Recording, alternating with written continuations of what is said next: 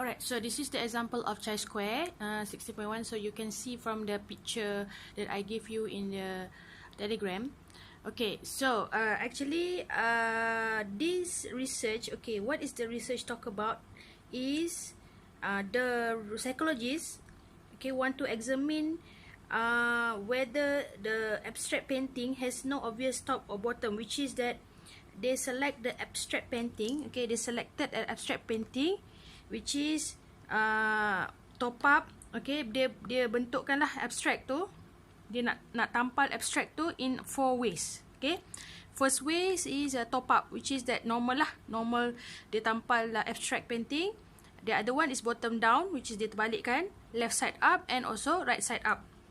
Okay, so what is the purpose of this research is to see whether which person, okay, which preference among the possible orientation, which is dia akan minta people to see which preference they want to look at the painting. Which preference lah dia nak, yang dia prefer bentuk macam ni ke, left side up ke, bottom up or top up. Okay, alright, so this is the categories which is including 50 ni lah. Okay, 50 abstract tu. Okay, then this is 18, 17, 7 and 8. So when you top up, when you add up all together, it become 50. Okay, so first as usual, you have to use 4 steps. First step is to find out the hypothesis. Okay, so this is the hypothesis. As usual, sama je hypothesis. You can say here, in general population, there is no preference for any specific orientation, which is that dia think, okay, dia thinks all of these orientation sama, which is kalau 100% semua ni 25 each of this orientation. Maknanya kalau kita buat petak balik lah, contohlah kita buat petak balik 1, 2, 3, 4 kan. So when they say no preference, it means each of the abstract ni adalah 25%, correct? Samalah tu, no preference, semua sama. Okay, so when do 25 to 100% total. Okay, H1 is vice versa. In general population, there is one or more orientation is preferred over the others. Okay, so this is the hypothesis, and given the alpha is 0.05. Alright, step number 2 is to find the critical region. The formula is df C-1. Okay, dia tak sama macam yang kita buat sebelum ni. C-1. So what is C? C is the number of categories. You can see this is the categories. How many number of categories are available here? 4, right? 4. So buat je lah. 4 minus 1 equals to 3. So look at the table. Okay, look table. Carilah 3 dengan 0.05. Okay, so 3, 0.05, you can look at the table chi-square lah, chi-square table. Okay, the answer for that is 7.81. Okay, nanti awak compare, nanti awak tengok awak punya. Okay, bentuknya beginilah. Kalau nak ikut chi-square dia begini, tapi kalau ikutkan normal je. Okay, so this is the sample critical region with the df 3 and alpha 0.05. So this is 7.81. Okay, alright, next. Okay, next step number 3. 3 is mean you have to calculate. Okay, step 3, calculate. So calculate with the chi-square. So first of all, you have to do the what do you call, F expected. Okay, okay, so F expected. So how to calculate F expected? F expected, which is that you have to calculate, as I mentioned just now, each of, when they see FE expected is about the null hypothesis. Okay, so null hypothesis, when you can see this is a 25% each, which is same, correct? So 25% you have to multiply with the number of sample 50. Okay, maknanya 25% or 0.25 multiply by 50. Okay, you will get 12.5. This is expected. So it means expected, it means all is 12.5, correct? 12.5, 12.5, 12.5, 12.5. So it will be easy for you to use apa kita panggil? Jadual lah, table. Okay, table. You can use here F observe. This is F expected. So F observe is this one. Okay. So F observe.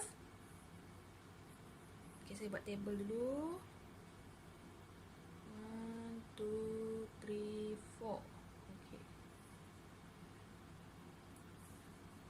Okay, F observe. You just write down back this number. 18, 17, 7 and 8. F expected 12.5 each. So awak buat semua sama. Okay, so this is the first step. Okay. Second one is you have to use the formula. Okay, remember the formula. So this is the formula. FO minus FE square divided by FE. Okay, so from this one awak just, bila dia kata FO minus FE, which is FO minus FE, you have to minus in each of the numbers. Okay, so here FO minus FE. Okay, 18 minus 12.5 square divide by 12.5 plus, step satu ni awak kena buat. Okay, plus 7 minus 12.5 square plus 8 minus 12.5 square divided by 12.5. Okay, so you have to do, this is a little bit what they call nak kata senang kan, kalau awak tengok sini pun direct question, but the thing is you have how to calculate, and then please make sure your calculation is correct. Okay, so you have to calculate in each of the numbers. It's better for you to use to calculate one by one lah. Janganlah kalau awak buat calculator tu awak buat campur semua, saya takut nanti salah. Alright, so in each of the numbers you should do one by one. Okay, so saya terus buatlah jawapan dia. Kalau kat sini 2.42 plus 1.62 plus 2.42 plus 1.62. So answer is 8.08. Okay, so this is your x square. Chi-square, sorry. Kita kata x lah kan, chi-square, 8.08. Okay, now is step number 4. Okay, step number 4. Mana kita nak tulis, kita buat sini lah. Okay, kat sini. Ingat tak step number 4 adalah apa? Calculate conclusion, right? Okay, so from here awak kena comparekan dengan yang atas ni. Step 4, conclusion and decision. Okay, so if you can see from here, and also your critical region, so this one would be position here, correct? Sebelah sini. 8.04. Right? Sorry, 8.08. So it means what? It means that reject null hypothesis. Correct? Okay. So decision, we can say therefore HO is rejected. Decision HO rejected. Awak lah, ayat awak pun dah tahu kan sebelum ni. And then researcher may conclude that the four orientation are not equally likely. Okay, maknanya conclusion ni you can use this hypothesis lah. Okay, ataupun awak kena adjust ayat dia. Okay, which is that four orientation are not equally likely.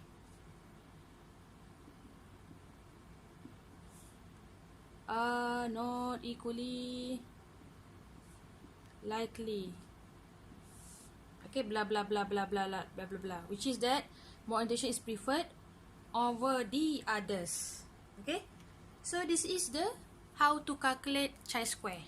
It look like easy, but the thing is you have to remember the formula, And then you have to find out the expected numbers first. And then you compare with the observed with the expected. This is the last process. Okay, and then you can do as usual, step number 4. Alright? Okay, let's take a look at other exercise for that. Thank you.